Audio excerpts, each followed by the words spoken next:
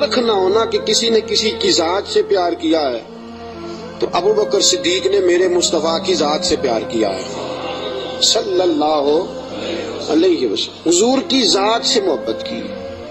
اور کب یاری لگائی؟ جناب ابو بکر صدیق کی عمر 16.5 سال تھی۔ کتنی؟ اور نبی پاک کی عمر تقریباً 20 سال تھی۔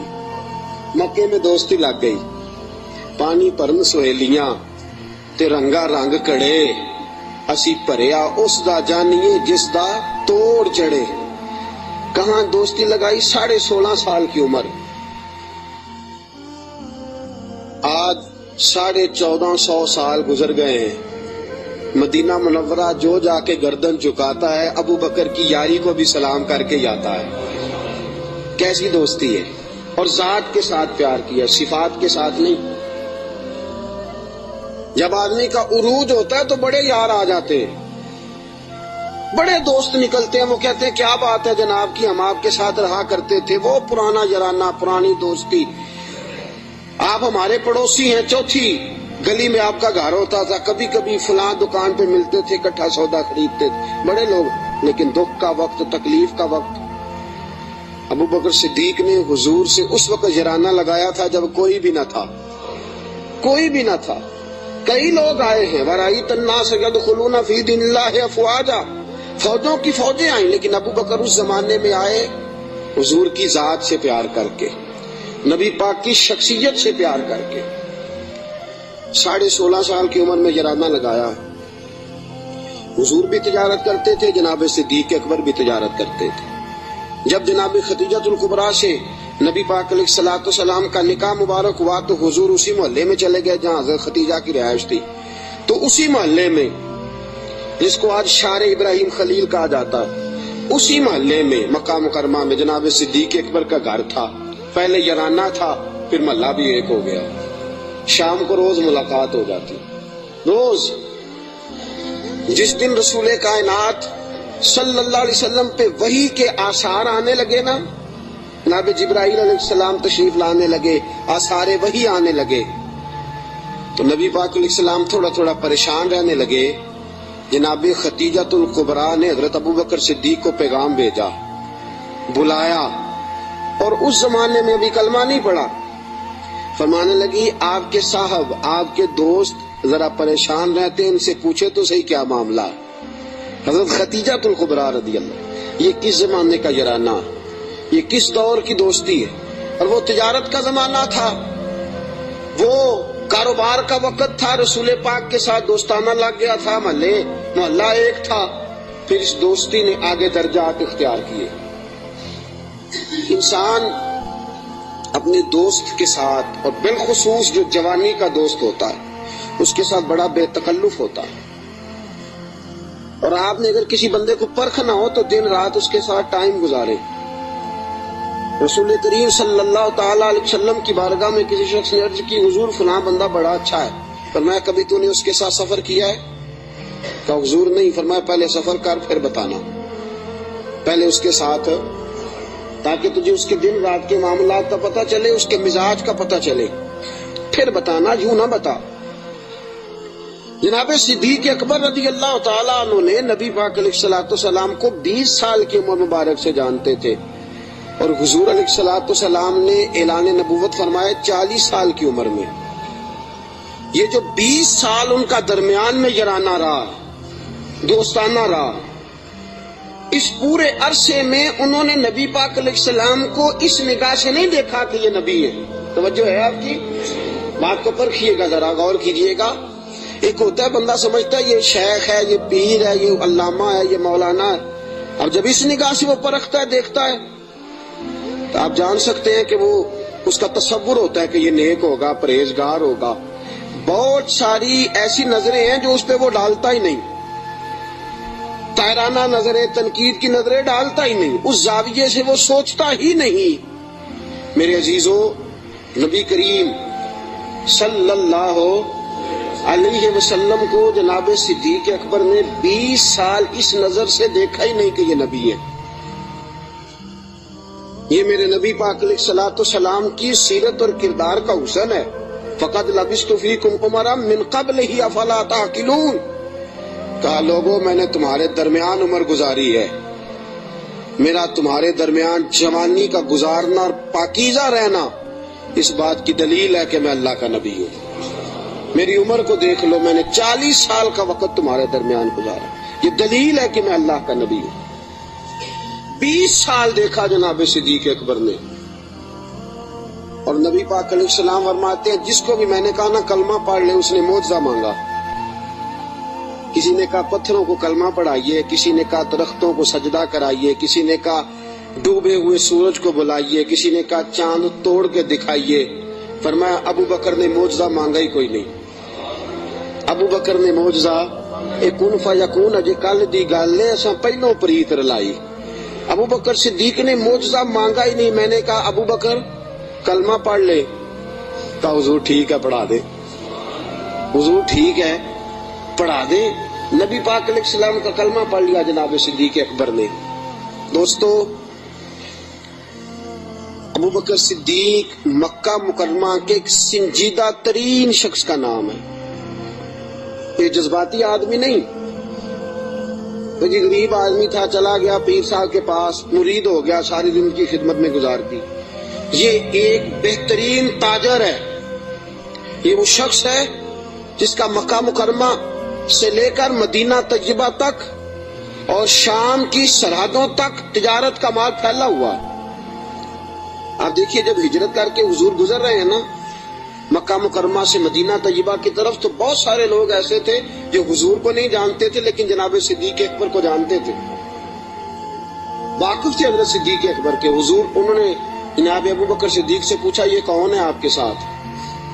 جناب صدیق اکبر یہ تو بتا نہیں سکتے تھے کہ یہ نبی پاک ہیں، اس لیے کہ بات پھیل جاتی، کافروں کو پتہ چل جاتا۔ پتہ کیا فرماتے تھے؟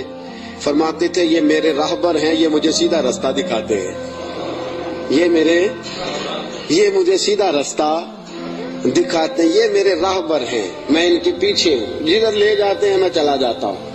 وہ لوگ یہ سمجھتے کہ شاید ابو بکر کو رستوں کا پتہ، تو کسی ایسے شخص کو ساتھ لیا جسے رستوں کا۔ یہ ایک بہترین سمجھدار زیرک آدمی ہے، زیرک آدمی اور دانا آدمی ہے۔ اس نے کلمہ پڑھ لیا، کیا دیکھ کے؟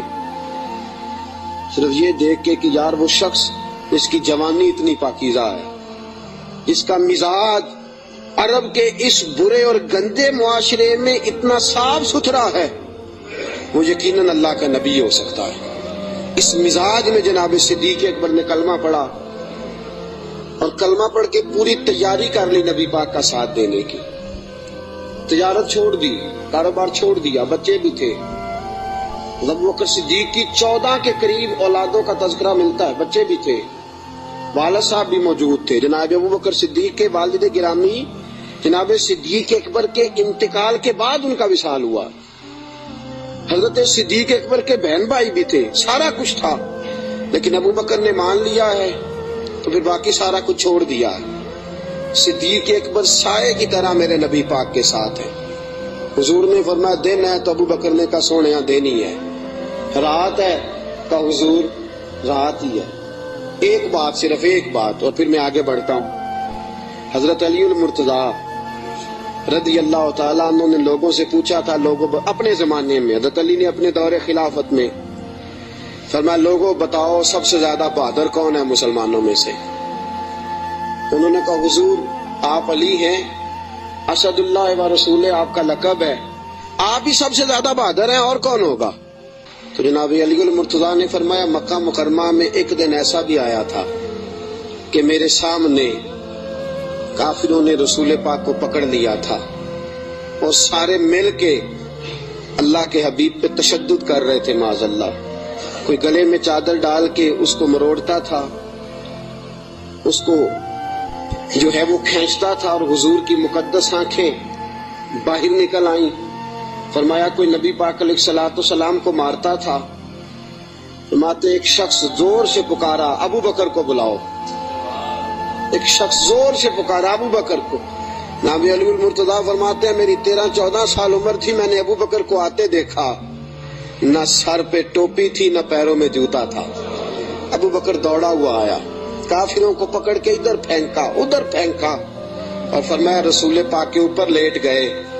फिर जितने डंडे आए अबू बकर को लगे, फिर जितने जूते आए अबू बकर को लगे, फिर जितने लोगों ने मुक्के लगाए वो अबू बकर को लगे। फरमाया लोगों मैं तुम्हें बताता हूँ कि कायनात में अगर अली किसी को बहादुर मानता है तो अबू बकर सिद्दीक को बहादुर मानता है। मैं अगर किसी को बहादुर मानता हूँ तो अबू बकर को बहादुर मानता हूँ। साथियों याद रखो, करब के आलम में, उस दुख और दिक्कत और परेशानी के आलम में रसूल पाक के साथ ताउन करना, साथ खड़े रहना। और हुजूर का एतमाद पता कितना था? हिजरत मदीना का हुक्म आ गया, सारे सहाबा को हुजूर ने फरमाया चले जाओ, सबको कहा जाओ मदीने, चले गए। जनाब सिद्दीक अकबर कहने लगे हुजूर मेरे लिए क्या हुक्म है? अगर आप इस फिक्रे को समझते हैं तो बड़ी गहराई है। भाई सबको हुक्म दे दिया, तेरे लिए कोई अनोखा होगा? वो जो है आपकी, सबको कह भाई चले जाओ सारे। अबू बकर पूछते हैं हुजूर मेरे लिए क्या हुक्म है? तो जब सबको कह दिया तो अबू बकर अंदर नहीं आया सबके, कहा हुजूर मेरे लिए। अबू बकर जानते थे बाकी सबका हुक्म और होता है, अबू बकर का और होता है। सारे चले जाओ, हुजूर मेरे लिए क्या हुक्म है? फरमाया तूने नहीं जाना, तेरे लिए नहीं। हुजूर मेरे लिए नहीं? नबी पाक अलैहिस्सलाम ने फरमाया मुझे उम्मीद है मुझे भी इजाजत मिल जाएगी, दोनों इकट्ठे ही जाएंगे, तुझे साथ लेके जाना। बस तैयारी शुरू हो गई। एक रवायत में 2 और इमाम राजी कहते हैं नहीं 3 थी, 3 ऊंटनियां मोटी ताजी तैयार कर ली। अब देखो ड्यूटी लग रही है, ये ताजर आदमी है, ताजर घाटे का सौदा नहीं करते, नुकसान की बात नहीं करते। इस शख्स ने देखिए अंदाज क्या इख्तियार किया है। हजरत अबू बकर सिद्दीक ने अपने गुलाम जनाब आमर बिन फहीरा रजी अल्लाह तआला अन्हु से कहा तूने दिन भर बकरियां चरानी है और जब शाम पड़ जाए अंधेरा छा जाए तो गारे सौर के सामने बकरियां ले आनी है। मैं वहां आऊंगा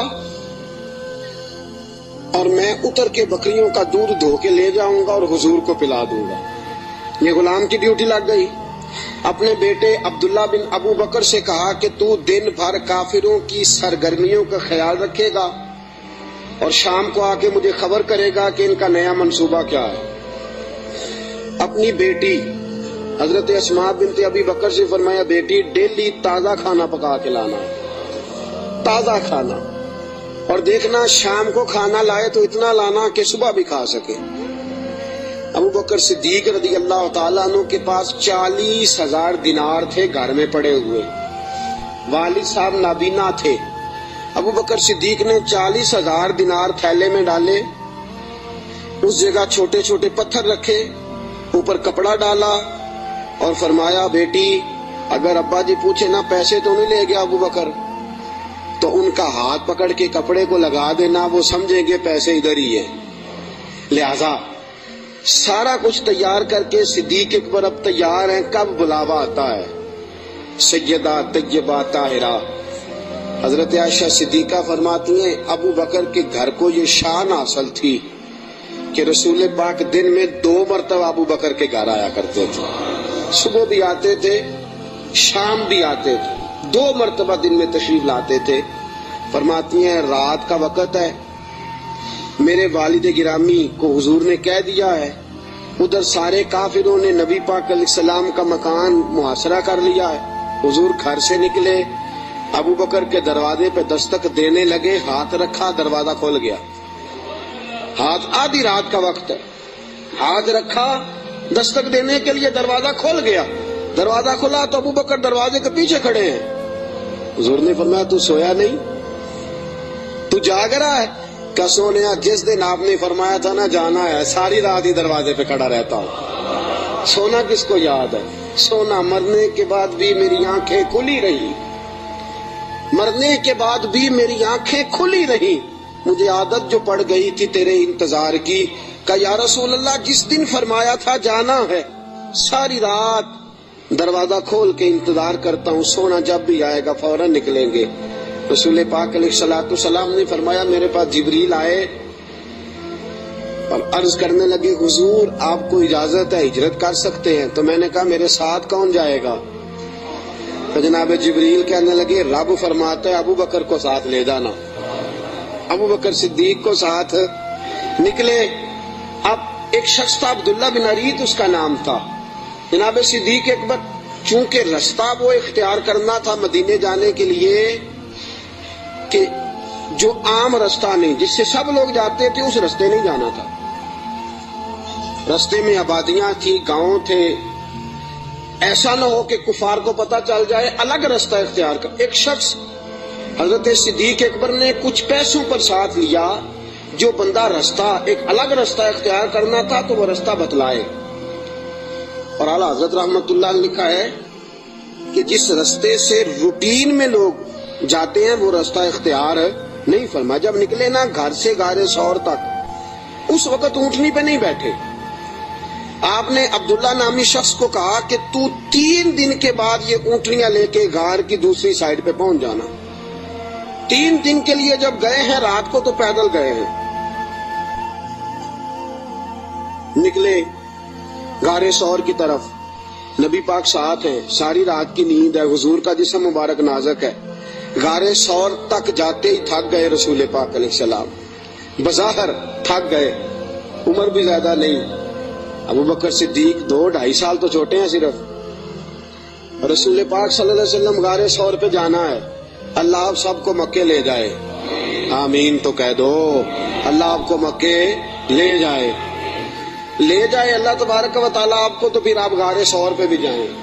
ویسے مجھے ایک شخص ملا مکے میں جو کہتا ہے مجھے 18 سال ہو گئے میں اوپر نہیں گیا، ڈر لگتا ہے. 18 سال ہو گئے رہتے ہوئے اوپر گیا اس لیے کہ اونچی بڑی ہے. 5413 فٹ اونچی غار ہے. 5400 رستہ بھی کوئی نہیں. اور یہ وہ غار ہے جس کا اللہ نے قرآن میں ذکر فرمایا ہے، اذ ہما فی الغار، جب وہ دونوں غار میں تھے. اور وہاں اتنے سیانے پڑھے لکھے مولوی رہتے ہیں، جس غار کا اللہ نے قرآن میں ذکر کیا کہتے اوپر نہ جانا. بھئی اللہ نے قرآن میں ذکر کر دیا، اسے دیکھنے نہ جائیں، کیا خیال ہے؟ تو اوپر نہ جانا. نبی پاک تو کام کے لیے گئے تھے، تمہیں کیا کام ہے؟ تو ہم نے کہا ہم کام تو پوچھتے نہیں، ہم نے نہ کبھی قطرے پہ غور کیا اور نہ دریا دیکھا، بس جہاں تیری جھلک دیکھی وہیں ڈوب گئے. اب 5413 فٹ اونچی غار ہے، رستہ آج بھی صحیح نہیں. بندہ چڑھ سکتا؟ تسی کدوں آکھنا نہیں، جڑے چڑھے انہوں نے پوچھو بندہ کی ہے. 5413 فٹ اونچی غار ہے، رستہ آج بھی ٹھیک ہے. حالانکہ بڑا بن گیا، بڑا بنایا، لوگوں نے کوشش کر کے ہمت کر کے بنایا، لیکن آج بھی رستہ ٹھیک ہے. اس دور میں کیسا ہوگا؟ اور ایک بات میں آپ کو پہلے بتا چکا کہ وہ رستہ اختیار بھی نہیں کرنا غار پہ جانے کے لیے جو روٹین میں لوگ استعمال کرتے ہیں. الگ رستے سے جانا ہے، وہ رستہ تو استعمال ہی نہیں کرنا. اب تھوڑا سا رستہ چڑھے، الگ رستہ ہے، غار ثور پہ چڑھنا ہے. ابو بکر صدیق فرماتے ہیں اچانک میری نظر پڑی تو حضور کے مقدس قدموں سے خون بہ رہا تھا. اچانک نظر پڑی. بڑے بڑے پہلوان لوگ میں نے دیکھے ہیں، نصیبوں والے، جو ویل چیئر پہ اپنے ابا جی کو سارا حج کرا دیتے ہیں. بڑے نصیبوں والے ویل چیئر پہ پیچھے سے دھکا لگا کے اپنے والد کو والدہ کو حج سارا کرا، منا، مزدلفہ، عرفات، صفا، مروہ، سارا کچھ کرا دیتے. اور عمرے میں بھی دیکھیں ابا جی کو اماں جی کو بٹھایا ہے ویل چیئر پہ اور طواف کرا رہے ہیں صفا مروہ. بڑے نصیبوں والے بچے ہوتے ہیں جو ایسا کرتے ہیں. لیکن آج تک میں نے سنا نہیں کہ کوئی بندہ اپنے ابا جی کو یا اپنی اماں کو کندھوں پہ بٹھا کے غار ثور پہ بھی لے گیا ہو. میں نے سنا، میری رعایت نہ کرنا اگر آپ نے سنا تو مجھے بتا دے کہ کوئی جوان پہلوان اپنی اماں جی کو یا اپنے ابا جی کو کندھوں پہ بٹھا کے غار ثور لے گیا ہو. سنا ہے آپ نے کبھی؟ نہیں. پکی بات ہے. فرماتے ہیں میں نے دیکھا کہ نبی پاک علیہ السلام کے مقدس قدموں سے خون بہ رہا ہے. میں نے ہاتھ باندھے، میں نے کہا سونے ایک عرض کروں. حضور علیہ السلام نے کہا کہو. کہ یا رسول اللہ مہربانی فرمائے میرے کندھوں پہ سوار ہو جائیں، میرے فرماتے ہیں رسول پاک صلی اللہ تعالی علیہ وسلم میرے کندھوں پہ چڑھ گئے. اب پیچھے خوف تھا کہیں کافر نہ آ جائیں. حضور کو تو نہیں تھا, ابو بکر صدیق کو بھی اپنی ذات کا نہیں تھا, نبی پاک کا خوف تھا کہ کہیں کافر کوئی حضور کی بے ادبی نہ کر جائیں. نبی پاک علیہ السلام کو کندھوں پہ بٹھایا. رسول پاک علیہ السلام نے دونوں بازو ان کے گلے میں ڈالے, ٹانگوں مبارک کے پیچھے سے جناب صدیق اکبر نے ہاتھ ڈالے. اور اعلیٰ حضرت فرماتے آرام آرام سے نہیں, سانس لے لے کے نہیں, سکون سے نہیں. ابو بکر نے ایک قدم اٹھایا ہے تو سانس پھر غار ثور پہ جا کے لیا, غار ثور پہ جا کے. اور چڑھتے کس طرح ہیں؟ ایڑیاں زمین پہ نہیں رکھتے, صرف پنجے رکھتے ہیں. اس طرح تیزی کے ساتھ, کہیں پیچھے کوئی آ نہ جائے, فٹافٹ تیزی کے ساتھ. پورا پیر نہیں جماتے. ابو بکر پورا پیر کیوں نہیں جماتے؟ کہا اگر پنجہ پورا لگ گیا تو کافر پہچان جائیں گے قدموں کے نشانوں کی وجہ سے. پورا پنجہ اور تیزی کے ساتھ. تیزی میاں محمد بخش صاحب عارف کھڑی رحمت اللہ علیہ فرماتے ہیں ویکھو پباں پار قدم نہیں جے لاؤندا, پباں پار پورا قدم نہیں جے لاؤندا, پباں پار قدم نہیں لاؤندا تے سور پہاڑ تے چڑھیا جاندا. پباں پار قدم نہیں لاؤندا, سور پہاڑ تے چڑھیا او پیا جاندا تے یار نبی دا. تیز تیز جا رہے تھے نا, تو بزرگوں نے اس کی منظر کشی کی, تیزی سے بات کی. او پیا پباں پار قدم نہیں جے لاؤندا, سور پہاڑ تے چڑھیا جاندا ہے, او پیا جاندا تے یار نبی دا. پباں پار قدم نہیں لاندا, سور پہاڑ تے چڑھیا جاندا, او پیا جاندا تے یار نبی دا. اے اصلی دلدار نبی دا, اے اصلی دل. اب غار ثور پہ پہنچ گئے, بس ٹھیک ہے, سانس لینا چاہیے, آرام کرنا چاہیے. حضور کو بٹھایا, 4 چادریں ہیں صدیق اکبر کے پاس. ایک چادر ہے گلے کے اندر رکھی, 2 چادریں سینہ بند کے طور پہ باندھی, چوتھی پگڑی ہے سر پہ. جناب صدیق اکبر نے چادر کھولی, نبی پاک کے نیچے بچھائی. کا حضور آپ بیٹھے, میں ذرا اندر جا کے دیکھ لوں غار میں کچھ ہو ہی نہ. امام فخر الدین رازی فرماتے ہیں غار ثور میں 70 سوراخ تھے. کتنے؟ ماجرا کیا تھا؟ ماجرا یہ تھا کہ جناب عیسیٰ علیہ السلام اپنی امتیوں کو تبلیغ فرما رہے تھے. تو جناب عیسیٰ علیہ السلام نے فرمایا کہ آخری جو پیغمبر آئیں گے بڑی شان والے ہوں گے, بڑی عظمت والے ہوں گے, جو ان کو ایک نظر دیکھ لے گا ایمان کی حالت میں, اللہ اس پر بھی جہنم حرام فرما دے گا. ایک بار جو ایمان کی حالت میں دیکھ لے گا, دوزخ کی آگ سے بچ گیا, خاتمہ بالخیر ہو گیا تو بچ گیا. ایک سانپ بھی تقریر سن رہا تھا. کون؟ سانپ بھی تقریر سن رہا تھا. لوگ چلے گئے تو سانپ اللہ کے نبی کے پاس آ گیا, کہنے لگا حضرت جی انہوں نے کب آنا ہے؟ اس پیغمبر نے, حضرت عیسیٰ علیہ السلام نے فرمایا میرے جانے کے 600 سال بعد. کہنے لگا کہاں آئیں گے, کہاں رکیں گے, کہاں ٹھہریں گے, میں نے زیارت کرنی ہے. آپ نے فرمایا 600 سال کون انتظار کرتا ہے؟ کہا حضور دل میں محبت آ گئی ہے, آپ مجھے بس بتا دیں سونے کا رستہ کون سا ہے, راہ کون سی ہے. انتظار کرنا اور انتظار کے اندر اپنے آپ کو زندہ رکھنا اللہ کے فضل سے یہ میرا کام ہے, آپ مجھے بتائیں. حضرت عیسیٰ علیہ السلام نے فرمایا وہ مکے میں آئیں گے, ہجرت کر کے مدینے جائیں گے. مجھے اللہ تبارک و تعالیٰ کے لوح محفوظ سے پتا چلا ہے کہ ایک غار ہے غار ثور, جس میں 3 دن اور 3 راتیں وہ قیام کریں گے.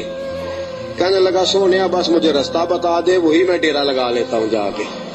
وہ 600 سال پہلے آ گیا. جب وہ غار ثور میں پہنچا, اس نے سوچا کہ غار ثور میں آ گیا ہوں تو اس میں حضور تشریف لائیں گے تو نبی پاک بیٹھیں گے بھی, آرام بھی کریں گے, لیٹیں گے بھی.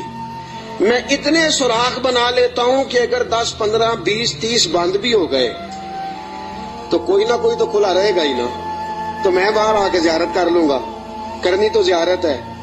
اس نے 2 4 10 سوراخ نہیں کیے, پورے 70 کیے. 70 کیے. اب وہ اس کا اپنا عشق تھا اور یہ جو اندر بند کرنے گیا اس کا اپنا عشق تھا. اس نے 70 سوراخ کیے کہ چلو کوئی تو کھلا رہے گا نا. ابو بکر صدیق نے کہا باری میری ہے دیکھنے کی, کسی اور کو موقع مل ہی نہیں سکتا.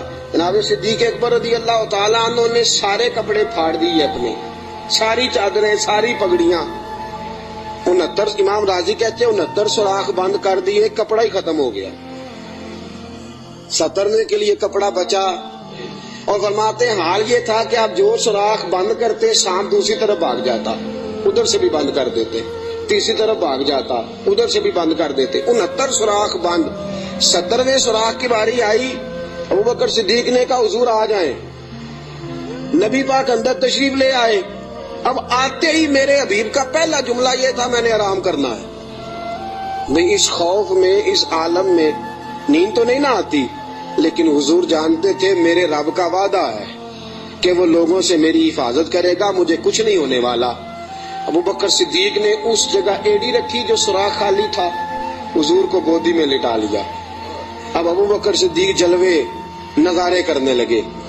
امام راضی کہتے ہیں سانپ آیا، اس نے پہلے گزارش کی ابوبکر سے، اس نے اپنا چہرہ رگڑا ابوبکر کی ایڑی سے، کہنے لگا ابوبکر تھوڑا موقع دے دے یار، تھوڑا ٹائم دے دے۔ تو ابوبکر کہنے لگے نہیں، باری میری ہے، تو آج ہی تو موقع ملا ہے، راج راج کے یار باری میری ہے، تجھے کیسے موقع؟ یہ تو کبھی کسی نصیبوں والوں کو ملتا ہے تصور شیخ پکانے کا موقع۔ ایک میں ہوں، دوسرا میرا یار ہے، تیسرا کوئی نہیں، کوئی اور تیسرا نہیں۔ ایک حرف سجن دے ناں دا سانو دسدا وانگ قرآن، ہر دم یاد سجن وچ رہنا ساڈا اے ہوئی ورد گیان، تے صورت یار دی ویندیا رہنا اے سب عملاں دی جان۔ سجنا ساڈا دین کی پوچھنا ہے، ساڈا اے ہوئی دین ایمان ہے۔ میری باری ہے، ابوبکر کہتے ہیں میں نہیں آنے دیتا۔ اس نے پہلے گزارش کی ہے، جناب صدیق اکبر کی بے ادبی فرماتے ہیں جب نانا مانے بات تو اس نے 19 ڈنگ مارے۔ کتنے بولیے گا ذرا؟ 19 ڈنگ مارے۔ اللہ نہ کرے، خدا نہ کرے کہ دوران جمعہ کوئی چونٹی آپ کا پیر کاٹ لے، میری تقریر چھوڑ کے سارے آپ کو دیکھنے لگ جائیں گے۔ اللہ نہ کرے چونٹی پیر کاٹ لے، شور ہو جائے گا، پیچھے کرو پیچھے کرو، بڑا مسئلہ۔ اور زہر کی خاصیت ہے، جب زہر کسی آدمی میں سرایت کر جاتا ہے تو پھر اندر کا جو وجود کا اندر کا حصہ ہوتا ہے پھٹ جاتا ہے، جگر پھٹ جاتا ہے، گردے پھٹ جاتے ہیں، منہ سے ناک سے خون نکلتا ہے۔ 19 بار ڈانگ مارا۔ کسی نے جناب صدیق اکبر سے کہا آپ کی ڈانگ کی طرف خیال نہیں گیا؟ فرمانے لگے میں ڈانگ دیکھتا کہ محمد کا رنگ دیکھتا، ڈانگ دیکھتا کہ رسول پاک علیہ السلام کا رنگ دیکھتا۔ ڈانگ کی کس کو پرواہ تھی؟ چونکہ زہر گرم ہوتا ہے، انسان کے وجود کو تپا دیتا ہے۔ ابوبکر روئے نہیں، وہ تپایا نا جب اس نے تو خود بخود آنسو نکلے اور خود بخود حضور کے چہرے پہ گرے۔ میرے رسول پاک کی آنکھ کھلی، کیا ہوا؟ تو آپ کو کوئی چیز ابھی یہاں آ کے کاٹتی ہے، میں پوچھتا ہوں جی کیا ہوا، تو آپ کیا کہیں گے؟ حضرت علامہ مولانا فلاں فلاں فلاں فلاں صاحب مجھے جناب چیونٹی نے کاٹ لیا۔ یہ تو نہیں نا بندہ کہتا بھئی یہاں آپ کو سانپ نے کاٹا ہے، تو آپ تو کہیں گے سانپ سانپ سانپ، مولانا بیٹھے ہوں یا مفتی بیٹھے ہوں مجھے تو سانپ لڑ گیا ہے۔ نبی پاک صلی اللہ تعالی علیہ وسلم نے فرمایا ابو بکر کیا ہوا؟ چاہیے تھا نا جناب صدیق اکبر کہتے کہ سانپ نے کاٹ لیا، حضور سانپ آ گیا، سانپ نے زخم کیا ہے، کیوں نہیں فرمایا؟ حالانکہ ایمرجنسی جب لگتی ہے تو القابات کا خیال نہیں رہتا، لوگ تو آداب کا خیال نہیں رکھتے، دوڑ نکلتے ہیں، بھاگ جاتے ہیں، پریشانی کے عالم میں یاد نہیں رہتا سامنے کون ہے، ادھر کون ہے، دائیں بائیں کون ہے۔ حضور نے فرمایا کیا ہوا؟ تو ابو بکر صدیق کہنے لگے فدا کا روحی و قلبی یا رسول اللہ، سونیا میرا دل بھی قربان ہے، میری روح بھی آپ پہ قربان ہے۔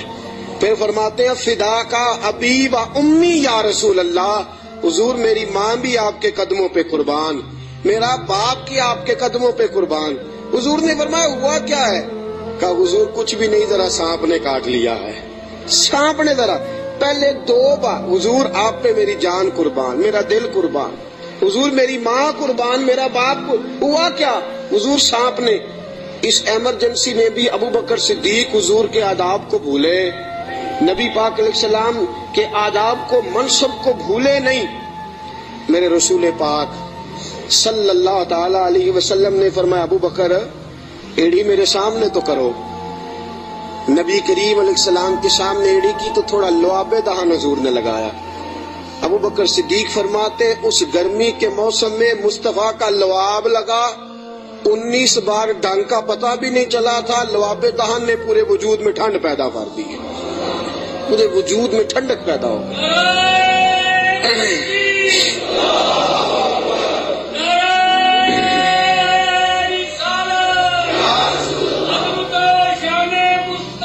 نبی کریم صلی اللہ تعالی علیہ وآلہ وسلم نے فرمایا ابو بکر تیرے کپڑے کدھر ہیں؟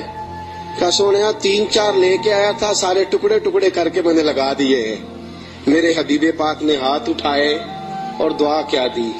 کہا اے اللہ جس طرح میں اور ابو بکر غار میں کٹھے ہیں ہمیں جنت میں بھی کٹھا ہی رکھنا. یا اللہ جس طرح ہم غار میں کٹھے ہیں جنت میں بھی کٹھا ہی رکھنا. میرے رسول پاک علیہ السلام نے. اب دیکھیے اگلا منظر کیا ہے. شام کو بیٹی کھانا پہنچاتی ہے، غار سور پہ چڑھ کے جاتی ہے بچی. ابو بکر صدیق کا بیٹا روز خدمت کرتا ہے. سارا خاندان ابو بکر نے اسی کام پہ لگا دیا، پیسے بھی سارے لگا دیے. دنیا کہتی ہے کائنات میں ابو بکر کیوں ہوتی ہے؟ دوستو ابو بکر نے حد کر دی. اور میرے نبی پاک نے فرمایا کسی کی جان نے اور کسی کے مال نے مجھے اتنا نفع دیا ہی نہیں جتنا ابو بکر کے مال نے مجھے نفع دیا. کسی نے دیا ہی نہیں. بڑے لوگوں نے حضور پہ مال خرچ کیا، اتنا نفع دیا نہیں کسی نے جتنا صدیق اکبر نے دیا. ایک صحابی کہتے ہیں یہ حدیث بخاری میں بھی موجود ہے، دیگر کتب میں ذرا تفصیل سے موجود ہے. حضرت ابو بکر صدیق سے ایک دن کہنے لگے ذرا غار سور تک تو بات ٹھیک ہے، اور یہ پتہ ہے خدمت کا موقع انہیں کتنے دن ملا ہے؟ 3 دن اور 3 راتیں. ابو بکر حضور کو کھانا بھی کھلاتے، نبی پاک صلی اللہ تعالی وسلم کے سر مبارک میں تیل بھی لگاتے، رسول پاک علیہ الصلوۃ والسلام کو اپنی گود میں سلاتے بھی. نبی پاک علیہ السلام کا 3 دن اور 3 راتیں. پوری دنیا میں کسی نبی کے کسی امتی کو یہ اعزاز حاصل نہیں ہوا کہ نبی اور امتی غار میں ہو تو اللہ کہے تم دونوں اکیلے نہیں، ان اللہ معنا، میں بھی تمہارے ساتھ ہوں، میں بھی تمہارے. اللہ بھی ان کے حضور نے فرمایا ابو بکر غم نہ کر، اللہ بھی ہمارے ساتھ ہے. 3 دن اور 3 راتیں یہ قرب خاص نبی پاک علیہ السلام کے ساتھ، خاص قرب تنہائی میں نبی پاک علیہ السلام کی خدمتیں جناب صدیق اکبر رضی اللہ تعالیٰ عنہ کو میسر آئیں. میرے دوستو صحابہ نے کہا اے ابو بکر غار سے باہر کی بھی کوئی بات بتاؤ. غار میں تو آپ نے مزے لوٹے، بڑی موج کی، حضور کی بڑی خدمت کی، بڑی جم کے زیارت کی، کوئی بات کی بات بھی بتاؤ. تو فرمایا غار سے نکلے، اونٹنیوں پہ بیٹھے تو ایک دن حضور تھک گئے، گرمی بڑی سخت تھی. مکہ مکرمہ سے مدینہ منورہ سے مکہ مکرمہ کا درمیانی فاصلہ، اعلیٰ قسم کی اے سی والی بس پہ بیٹھ کے جائیں تو 4-5 گھنٹے لگ جاتے ہیں. ٹھیک ہے نا جی، 4-5 گھنٹے بھی لگتے ہیں. درمیان میں کھڑا کر کے وہ روٹی بھی کھانے کا موقع دیتے ہیں، سارا کچھ کرتے ہیں، لیکن بندے پھر بھی جا کے تھک ہی جاتے ہیں. کہتے ہیں حد ہو گئی ہے جی، کتنا ٹائم رہ گیا ہے، کتنے گھنٹے ہو گئے، پوچھ کے تھک جاتے ہیں. میرے نبی پاک علیہ الصلوۃ والسلام اونٹنی پہ سوار ہے، تیز دھوپ کا منظر ہے. جناب صدیق اکبر فرماتے ایک مقام پہ شدید تھکاوٹ محسوس ہوئی تو میں نے عرض کی یا رسول اللہ صلی اللہ علیہ وسلم اگر مہربانی فرمائیں تو تھوڑا آرام نہیں کر لیتے؟ اچھا یہ بھی تھے نا، چاہیے تھا نا دونوں آرام کرتے. فرماتے ہیں نبی پاک علیہ السلام نے فرمایا جیسے تم کہو. میں جلدی سے گیا، مجھے ایک پہاڑ نظر آیا، اس پہاڑ کے نیچے پہاڑ کا تھوڑا سا سایہ تھا. فرماتے ہیں میں نے جلدی سے وہاں سے کنکر وغیرہ ہٹائے، اپنا کپڑا بچھایا اور حضور کو عرض کی یا رسول اللہ یہاں تشریف رکھیں. نبی پاک وہاں بیٹھ گئے. جناب صدیق اکبر رضی اللہ تعالیٰ عنہ فرماتے ہیں میں جلدی سے اٹھا، ایک بڑا پیالہ تھا ایک چھوٹا پیالہ تھا. دور مجھے ایک چرواہا بکریاں چراتا نظر آیا، میں اس کے پاس گیا. میں نے کہا یار بکریاں تیری اپنی ہیں یا کسی کا؟ تو چرواہا ہے. اس نے کہا نہیں میری اپنی بکریاں ہیں. میں نے کہا ایک بکری کا دودھ میں تجھ سے خریدنا چاہتا ہوں. اس نے کہا ٹھیک ہے لے لو. فرماتے ہیں میں جلدی سے گیا، اس کو پیسے دے کے نکلا. جو کہنے لگا کدھر جا رہے ہو؟ میں نے کہا ابھی بتاتا ہوں. بڑے برتن میں پانی لایا، میں نے کہا میں نے مصطفیٰ کے لیے لنگر لے کے جانا ہے، یہ پانی لے لے، ہاتھ بھی دھو لے اور بکری کے تھن بھی دھو لے۔ پہلے ہاتھ بھی دھو، بکری کے تھن بھی دھو۔ سفر ہے تو کیا ہوا، مشقت کا معاملہ ہے تو کیا ہوا؟ میں اپنے شیخ کے آداب بھول سکتا؟ میں نبی پاک صلی اللہ تعالی وسلم کے آداب بھول سکتا؟ آداب پورے سارا انجام دیے جائیں گے۔ محبوب کریم صلی اللہ تعالی علیہ وسلم کے لیے دودھ لایا، فرماتے ہیں دودھ لے کے آ گیا، جب پہنچا تو اللہ کے حبیب سو گئے تھے۔ اب حضور آرام فرمائے، میں نے تھوڑا سا اس میں ٹھنڈا پانی ڈالا، دودھ کو ٹھنڈا کر لیا۔ فرماتے ہیں دودھ کا پیالہ لے کے حضور علیہ السلام کے سرانے والی سائڈ پہ بیٹھ گیا۔ میں نے کہا جگانا نہیں، سونا جب اٹھے گا تب بھی پیش کر دوں گا۔ یاد رکھیں سفر میں انسان پریشان ہو جاتا ہے، روایت میں آتا ہے سفر عذاب کا ٹکڑا ہے، دقت ہو جاتی ہے، انسان بھول جاتا ہے اپنا آپ بھی۔ لیکن جناب صدیق اکبر نبی پاک کے آداب کو بھولے؟ بھئی آپ بھی تو تھکے ہوئے ہیں، آپ بھی تو ساتھ بیدار ہیں، آپ بھی تو سارا کچھ کر رہے ہیں، لیکن ابو بکر صدیق رضی اللہ تعالیٰ عنہ دودھ کا پیالہ لے کے سرانے بیٹھے رہے۔ اپنی مرضی سے میرے مصطفیٰ کی آنکھ کھلی، رسول پاک نے مسکرا کے دیکھا تو ابو بکر صدیق نے دودھ کا پیالہ پیش کیا۔ جب رسول پاک نے ٹھنڈا ٹھنڈا دودھ پیا، ابو بکر تیرے نصیبوں پہ قربان جائیں۔ اعلیٰ حضرت فرماتے ہیں حضور نے بچا ہوا دودھ ابو بکر کو عطا فرمایا۔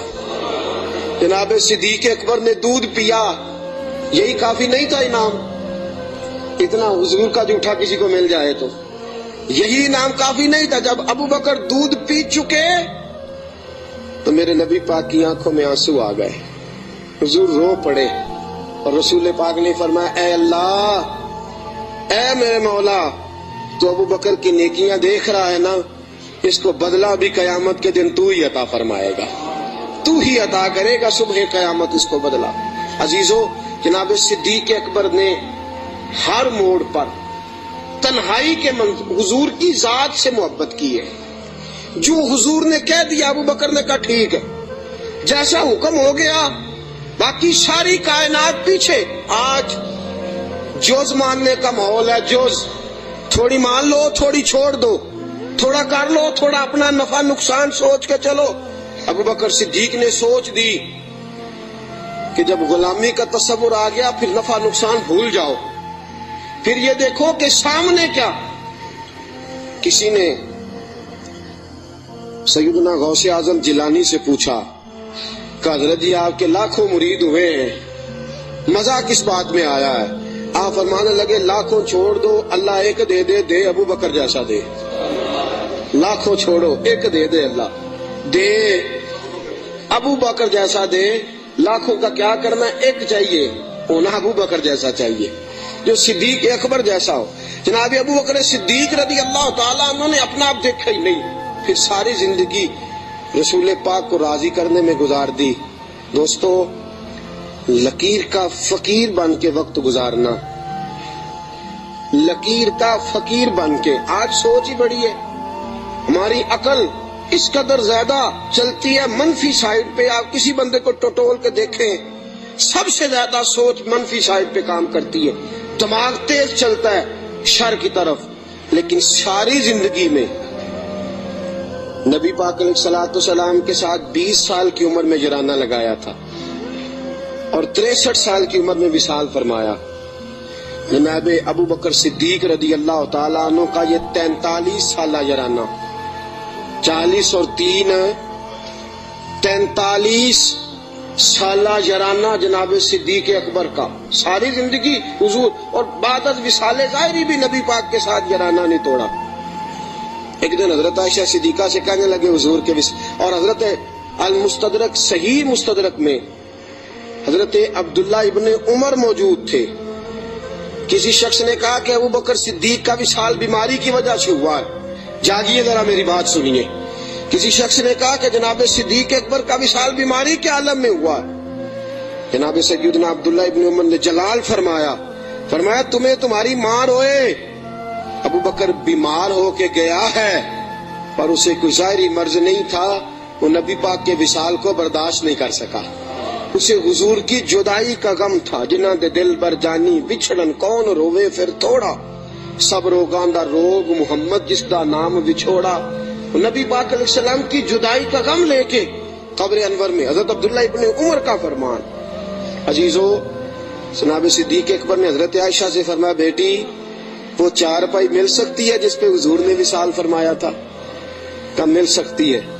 کہا مجھے بتا سکتی ہو؟ چارپائی آ گئی۔ حضور اس وقت کس سائیڈ پہ لیٹے ہوئے تھے؟ کعبہ جی اس جانب حضور کا رخ تھا کعبے کی طرف، ابو بکر کعبے کی طرف ہو گئے۔ کہا حضور نے آخری موقع پہ کیا استعمال کیا تھا؟ نبی پاک نے مسواک استعمال کی تھی۔ کہا بیٹی مسواک لاؤ۔ کپڑے کس رنگ کے پہنے تھے؟ ابو بکر اس رنگ کے پہنے تھے۔ بیٹی تھی نا جس سیدہ عائشہ، رو پڑی۔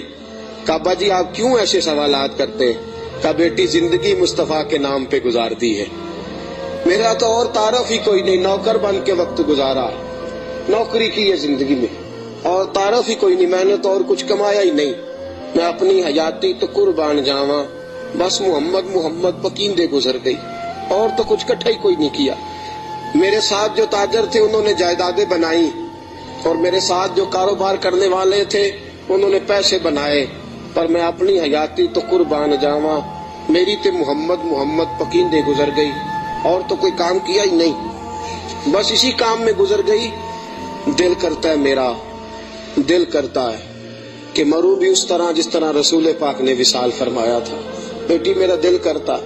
حضرت عائشہ صدیقہ رضی اللہ تعالیٰ عنہا عرض کرتی ہیں کہ آپ اس قسم کی باتیں کیوں؟ کہا بیٹی ایک آخری جواب دے دے، حضور کا وصال ہوا تو دن کون سا تھا؟ حضرت عائشہ صدیقہ فرماتی ہیں ابا جی پیر کا دن تھا۔ فرمایا بیٹی پھر تو دعا کر اللہ مجھے منگل نہ دکھائے، دعا کر رب مجھے منگل نہ دکھائے یہ وقت۔ دوستو، جناب صدیق اکبر کا وصال ہوا تو علی المرتضیٰ جیسا شیر چارپائی کے سرانے کھڑا ہوا، تو حضرت ابو بکر کی چارپائی کے سرانے کھڑے ہو کے علی المرتضیٰ رو رو کے بےحال ہو گئے، اور کہنے لگے لوگ کہتے ہیں ابو بکر چلا گیا ہے، مجھے تو لگتا ہے دنیا سے مصطفیٰ کی تصویر رخصت ہو گئی ہے۔ لوگ کہتے ہیں ابو بکر گیا، اور مجھے لگتا ہے کہ یہ وفاؤں کا جنازہ ہے، یہ آج جو ہم جنازہ پڑھیں گے یہ محبتوں کا جنازہ۔ کائنات میں وفا جس کا نام تھا، اور کائنات میں نوکری کرنے کا جس نے حق ادا کیا، اور کائنات میں جس نے وفائیں رقم کی، حضرت علی المرتضیٰ شیر خدا رضی اللہ تعالی عنہ نے فرمایا مجھے تو لگتا ہے یہ وفاؤں کے پیکر کا جنازہ ہے۔ ابو بکر صدیق کا جنازہ اٹھا، علی المرتضیٰ میرے حبیب پاک علیہ السلام کے روضہ اطہر پہ کھڑے ہو کے کہنے لگے حضور ابو بکر آیا ہے، یا رسول اللہ ابو بکر آیا ہے۔ اس کا دل کرتا ہے کہ آپ کے قدموں میں جگہ ملے۔ جناب علی المرتضیٰ پیغام دیتے، اور میرے حبیب پاک صلی اللہ علیہ وسلم کے روضے کی کھڑکی کھلتی ہے تو حضور نے فرمایا اس نے نوکری بڑی کی ہے، اس کو قریب لاؤ اور اس کو میرے پہلو میں دفن کرو۔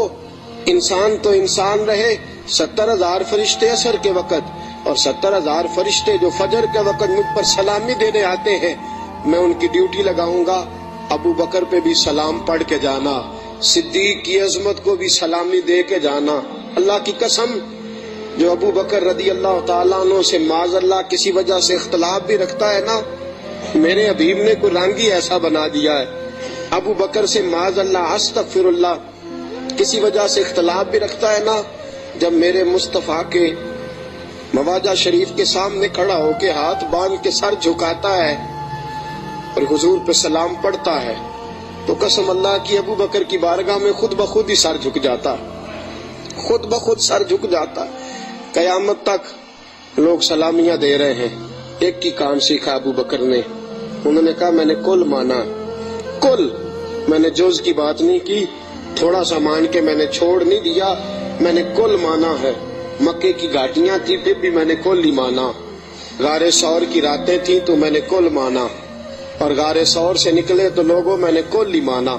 مصطفیٰ نے کہہ دیا تو میں بھاگ گیا، اور فرمایا قبر کی دیواروں تک میں نے کل مانا ہے، اور میرے کل ماننے کی منظوری اس دن ہوئی ہے جس دن نبی نے گنبد کا سایہ عطا کر دیا، یہ منظوری ہو گئی۔ تو ساتھیوں یاد رکھنا، کل مانو، جز جز ماننے چھوڑ دو۔ दो घरों के मेहमान बनोगे, कहीं भूखे न रह जाना, और दो कश्तियों के सवार बनोगे तो कहीं डूब न जाना। आधे तीतर आधे बटेर बन के वक्त गुजारोगे तो उलझ जाओगे। कलमा पड़ा है तो अब कुल मानो, कुल मान के चलो, सही मान के चलो। नौकरी करो तो जम के करो। कुल मानने में जो मजा आता है वो जुज मानने में नहीं आता। कुल मान के जिंदगी गुजारो, फिर देखो कैसी मोहब्बतों से गुजरती है और कैसी अकीदतों में गुजरती है। हमेशा मिदहत खैरुल अनाम में गुजरे। दुआ है जो उम्र दरूद व सलाम में गुजरे। व आखिर दावा।